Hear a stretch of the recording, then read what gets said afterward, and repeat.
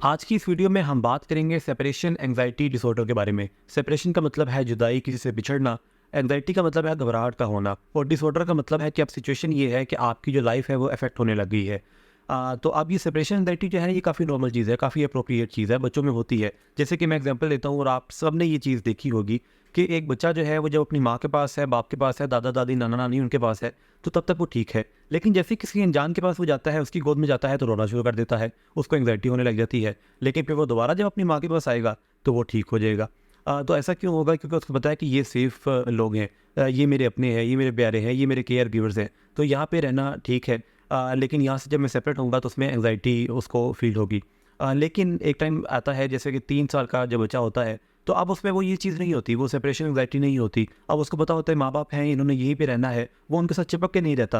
वो खेल भी रहा होता है, वो दोस्त भी बना रहा होता है, प्री स्कूल में जा रहा होता है, स्कूल में जा रहा होता है। तो अब उसकी लाइफ जो है वो नॉर्मल होना शुरू हो जाती है। लेकिन अगर इस टाइम पर भी उसको ये एंग्जाइटी है कि मैं अपने माँ-बाप से दूर ना जाऊँ, मैंने उनको नहीं छोड़ना, तो और इसकी वजह से लाइफ इफ़ेक्ट होने लग गई है, तो इसका मतलब है कि आपको जो बच्चा है उसमें सेपरेशन एंग्जाइटी डिसऑर्डर है। तो इसमें जो सिम्पटम्स हैं वो क्या-क्या हो सकते हैं, किस तरह से डायग्नोज़ किया जाता है, उसकी अगर हम बात करें, तो 8 सिम्पटम्स हैं, जिनमें से 3 सिम्पटम्स कम से कम एक बच्चे में अगर प्रेज़ेंट हैं 4 हफ्तों तक, तो तब उसको डायग्नोज़ किया जा सकता है कि इसको सेपरेशन एंग्जाइटी डिसऑर्डर है। और ये क्योंकि एडल्ट्स में भी देखी जाती है चीज़, गो के बहुत कम है, लेकिन एडल्ट्स में ये हो सकती है।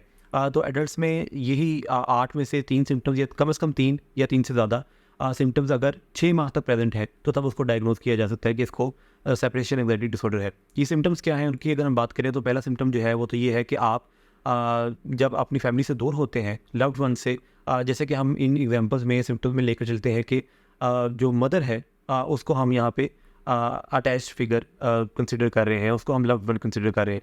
तो आप अपनी मदर से जब दूर हुए, तो अब उसके बाद आपको एंग्जाइटी के सिम्पटम्स आने लग गए, आप में खौफ आ गया, आप में बेचैनी बहुत ज़्यादा आ गई। जो दूसरा सिम्पटम है वो ये है कि आपको ये खौफ होगा कि आपका जो लव्ड वन है, लेट्स सपोज़ मदर जो है, उनको कोई बीमारी ना हो जाए, उनका कोई एक्सीडेंट ना हो जाए, कोई डिज़ास्टर ऐसा ना हो, कोई वो आपसे दूर ना चले जाए किसी वजह से, तो आपको ये एक सिम्पटम होगा। इसी तरह से आपको अपने वाले से फील होगी मैं किडनैप ना हो जाऊँ, मेरे साथ कोई बीमारी ना हो जाए, मेरे साथ कोई हादसा ना हो जाए कि मैं उनसे दूर हो जाऊँ। इसी तरह से आप स्कूल नहीं जाएँगे, आप कहीं पे बाहर नहीं जाएँगे। वो क्यों नहीं जाएँगे? क्योंकि फिर आपको सेपरेशन की एंग्जायटी है, वो फ़ियर है कि मैंने उनसे अलग नहीं होना। इसी तरह से आप घर से बाहर जाते हुए या घर में आप अकेले नहीं रहना चाहेंगे, आप घर से दूर नहीं जाना चाहेंगे, और अगर आपका जो करीबी है वो दूर जा रहा है तो आप उनको भी नहीं जाने देंगे, तो ये भी एक सिम्पटम है इसमें।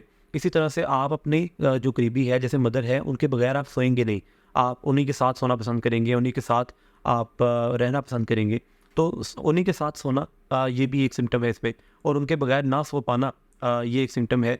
तो इससे जो अगला सिम्पटम है कि अगर आपको उनके बगैर सोना पड़ रहा है, तो उसमें भी आपको नींद सही नहीं आएगी, क्योंकि आपको रात को डरावने ख्वाब आएँगे, नाइटमेयर्स आएँगी, और उसी सेपरेशन के हवाले से कि कहीं मैं बिछड़ ना जाऊँ, या मैं बिछड़ चुका हूँ, या मैं बिछड़ जाऊँगा।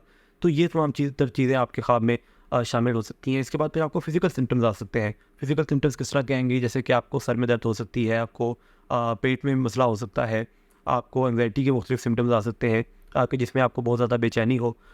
तो ये फिज़िकल सिम्पटम्स भी आप में आ सकते हैं। तो ये 8 जो सिम्पटम्स हैं, इनमें से कम 3 सिम्पटम्स अगर किसी बच्चे में प्रेज़ेंट है, और 4 हफ्तों तक वो मौजूद है, तो उसको फिर दिखाने की ज़रूरत है किसी साइकोलॉजिस्ट को, साइकियाट्रिस्ट को।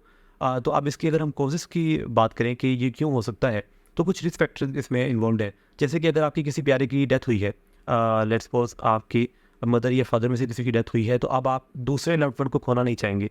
अब आप नहीं चाहेंगे कि आप उनसे दूर हों, तो आप उनसे फिर ज़्यादा अटैच हो जाते हैं। इसी तरह से अगर आपके पेरेंट्स में अलग-अलगी हो चुकी है, तो उसकी वजह से भी, क्योंकि आपने एक से दूर हो गए हैं, तो अब आप दूसरे से ज़्यादा अटैच हो जाएँगे, दूसरे से दूर नहीं होना चाहेंगे। इसी तरह से अगर आपके पेट कोई था घर में, जो कि आपसे दूर हो गया, या उसकी मौत वाक़ई हो गई, तो उसकी वजह से ये सब कुछ हो सकता है कि आप में वो एंग्जायटी डेवलप हो जाए कि अब आपने किसी दूसरे प्यारे को नहीं खोना। फिर जीन्स की वजह से ये चीज़ें हो सकती हैं, कि आपके पेरेंट्स में अगर एंग्जायटी डिसऑर्डर है, आपके पेरेंट्स में अगर कोई इस तरह का इशू है, तो उसकी वजह से भी जीन्स में भी ये चीज़ ट्रैवल कर सकती है। इसके अगर हम इलाज की बात करें, तो एसेसराइज़ जो है, वो इसमें काफ़ी हेल्पफुल साबित हो सकती हैं। इसके साथ साइकोथेरेपी जो है वो काफ़ी हेल्पफुल साबित हो सकती है। अगर हम कुछ जनरल टिप्स की बात करें, तो उसमें पेरेंट्स जो है वो अगर फ़ैमिलियर करें बाकी चीज़ों को बच्चों के साथ, जैसे बाकी जो रिलेटिव्स हैं, बाकी जो फैमिली मेम्बर्स हैं, उनके साथ उनको अगर वो फ़ैमिलियर करते जाएँ, तो उसमें भी काफ़ी बेहतरी आ सकती है। फिर एक ट्रांज़िशनल ऑब्जेक्ट होता है, जैसे कि कोई खिलौना है, अगर कोई लड़की है तो उसमें कोई डॉल है जिसके साथ वो ज़्यादा एसोसिएट हो सकती है, तो आप उस तरह की चीज़ को यूज़ करते हैं कि जिसमें आप अपने इस अलावा भी किसी को उसके साथ एसोसिएट कर रहे हैं कि उसके साथ भी वो खेल रही है, उसके साथ भी उस तरह से अटैच्ड है।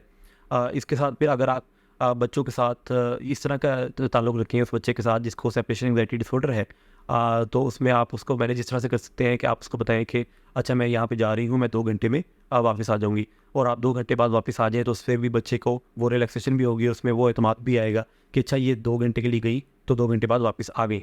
और इस तरह से अगर आप करें, प्रॉमिस करें कि हम इतनी देर में आ जाएंगे, या मैं आज शाम में इतने बजे मैंने वापस आना है, तो इसकी वजह से आप घर में मैनेज उसको कर सकते हैं। अगर तो बिल्कुल इनिशियल स्टेज में ये चीज़ है, जैसे कि अगर 3-6 साल का बच्चा है, 4 साल का बच्चा है, 5 साल का बच्चा है, लेकिन अगर आपको लगता है कि ये चीज़ परसिस्टेंट है और एक्सेसिव है, तो आप उसमें मेडिकेशन या बाकी साइकोथेरेपी वगैरह इन चीज़ों के को करने की ज़रूरत है। अगर आपको ये वीडियोस पसंद आती हैं तो अपने फैमिली मेम्बर्स के साथ, अपने रिलेटिव्स के साथ, अगर आप किसी ऐसे पेरेंट को जानती हैं कि जिनके बच्चों में किसी एक बच्चे को इस तरह की कोई चीज़ है, तो आप उनके साथ ये वीडियो शेयर कर सकते हैं। बहुत शुक्रिया।